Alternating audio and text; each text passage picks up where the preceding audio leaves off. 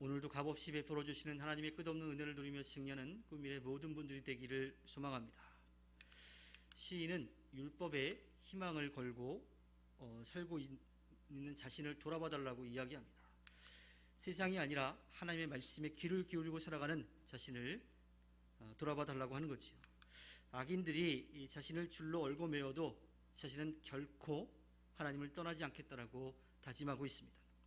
율법을 지키는 일에 주저하지 않고 서둘러서 행할 것이며, 자다가도 하나님의 말씀이 떠오르면 일어나서 벌떡 일어나서 하나님께 감사를 드리겠다라고 다짐을 하지요. 사람은 각자 자신들의 인생을 설계하면서 그 설계한 인생을 살기 위해서 투자를 해요. 돈을 투자하기도 하고 시간을 투자하기도 합니다. 또 자기의 지식을 투자하기도 하지요.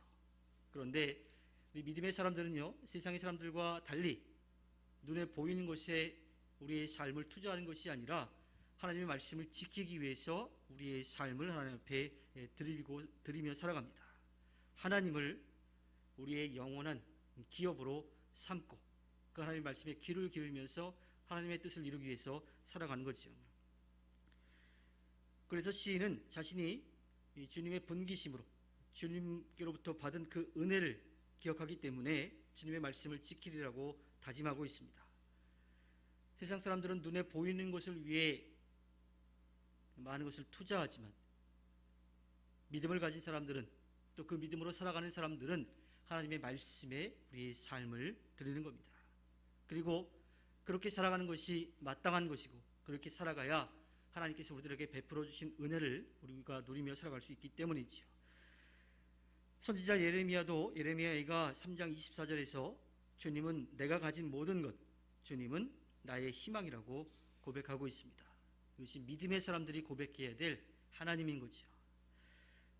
또 시인은 자신의 행위를 생각하고 돌아보면서 하나님 앞에 철저하게 회개합니다. 자신이 하나님의 말씀대로 진실하게 살아왔는지 자신을 돌아보면서 그렇지 못했던 부분들을 하나님 앞에 회개하지요. 그리고 다시 한번 다짐하며 나아갑니다. 하나님 말씀대로 살아가겠습니다. 그리고 하나님의 말씀으로 인해서 그의 마음의 기쁨이 충만하여서 밤에 자다가도 갑자기 생각이 나면 그것을 떠올리고 그렇게 자기에게 은혜를 베풀어 주신 하나님 앞에 감사의 고백을 드린다고 이야기하고 있어요. 이것은 그가 살아 숨쉬는 모든 순간, 만나는 모든 사람들과의 관계 가운데, 하는 일 모든 가운데 하나님의 말씀을 기억하고 그 말씀대로 살아가라고 애쓰고 있다라고 하는 거지요. 그야말로 삶 전체가 하나님의 말씀으로 은혜를 누리고 그에 대한 감사와 찬송으로 채워지고 있는 겁니다. 시인은 하나님의 말씀에 대해서 시편 19편 10절에서 이렇게 고백하죠. 주님의 교훈은 금보다 순금보다 더 탐스럽고 꿀보다 송이꿀보다 더 달콤하다. 달콤하다라고 하는 것 그냥 잠깐 즐기고 말 것이 아니죠.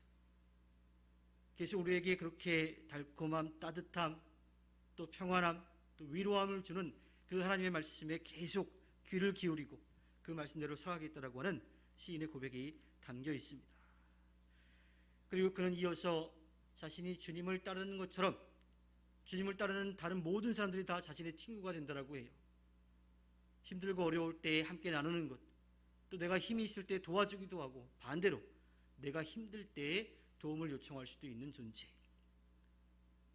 왜냐하면 하나님의 말씀 가운데 함께 살아가고 있기 때문이죠. 그리고 자신에게 주어진 모든 것이 하나님의 은혜임을 알기 때문에 그는 하나님의 말씀을 따르는 사람들, 그들이 어떠한 사람이든지 그가 자신의 친구가 된다라고 이야기합니다. 예수님도 누가복음 8장 21절에서 하나님의 말씀을 듣고 행하는 사람들이 자신의 어머니와 형제들이라고 말씀하셨죠. 사랑으로 믿음으로 하나가 되는 것, 그것이 하나님의 말씀 안에 사는 모든 사람들과의 관계인 겁니다. 시인의 삶 중심에는 하나님의 말씀이 있었습니다. 주님을 자신의 인생의 진리, 또 그분의 말씀이 자신의 삶의 목표가 되고, 또 그 말씀을 따르는 것이 자신이 하나님께 주신 은혜를 누리는 것임을 알고 그 말씀대로 살아가는 거죠. 그래서 하나님의 말씀을 즐거워하고 순종하는 것이 그의 삶의 목표인 겁니다. 그리고 순간순간 그 말씀을 떠났을 때에 자신을 돌아보고 철저하게 회개하고 하나님께로 다시 돌아가겠다라고 하는 다짐도 잊지 않습니다. 이러한 삶의 모습은 우리가 본받아야 될 모습인 거죠.